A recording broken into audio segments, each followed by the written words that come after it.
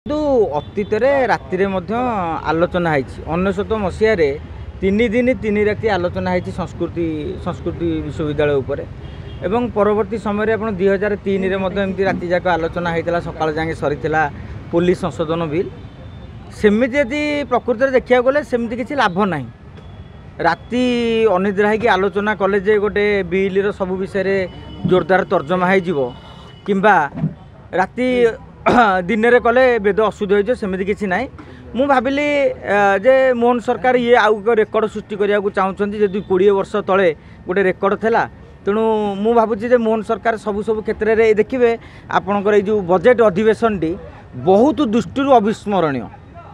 ଗୋଟିଏ କଥା ହେଲା, ଗୋଟିଏ ପ୍ରସଙ୍ଗରେ କଂଗ୍ରେସ ଗୃହ ଅଚଳ କରାଇଦେଲା, ଗୋଟିଏ ପ୍ରସଙ୍ଗରେ 14ଟି ବିଧାୟକ ନିଲମ୍ବିତ ହୋଇଗଲେ, ବିଜେଡ଼ି ବିଜେପି ବିଧାୟକ ସହିତ ପୋଲିସଙ୍କର ଧସ୍ତାଧସ୍ତି ହେଲା, विधानसभा भितर बीजेपी कांग्रेस विधायक धस्ताधस्ती मुह माने बाड़िया पिटा पर्यंत कथा गला।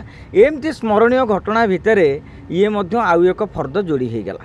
तेणु राति दिन अनिद्रा है कि मनकर आपड़ कहे कौन लाभ है, मुझे आज्ञा काली विरोधी दल पक्षर पाखापाखि 12टी एक क्लजरे अनेक संशोधन प्रस्ताव दिगला, किंतु सरकार ताकू ग्रहण कले कि? अतएव सरकार जो आईन टी आनी सेटा को यथार्थ और ठीक बोली भावी।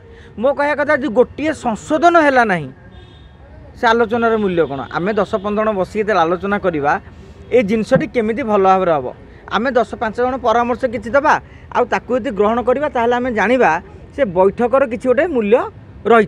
किंतु काली 12 घंटा 30 मिनिट पाखापाखि आलोचना करागला, किंतु कौन से गोटे संशोधन प्रस्ताव को सरकार ग्रहण कलेनी। ताने सरकार जहाँ लिखिते ताहा जदि ठीक, तेणु से आलोचनार किसी माने ही नथिला। मु भाबी एटा गोटे रेकर्ड करागला जे सारा राति चलला मोहन सरकार अमल जमी आम कहूँ 20 वर्ष तले होता। तेणु आउ 10 वर्ष तले पर कहे आपण जे 10 वर्ष तले मोहन सरकार अमल गोटे एमती राति दिन बसिक आलोचना होता। किंतु आउ गोटे प्रश्न जड़े सांबादिक बंधु मत पचारे, 3 दिन 3 राति आलोचना है पर उत्कल संस्कृति विश्वविद्यालय कौन प्रगति हासिल हो पारि ना। तेणु आज राति दिन अनिद्रा है जो आलोचनाटी होती आईन अनुसार केते दूर कार्यक्रम करुच्ची एवं आगामी दिन में कौन समस्या होची आमे टिके समय नबा तापर विश्लेषण कले बोध ठीक हो बोली मन करुच्ची।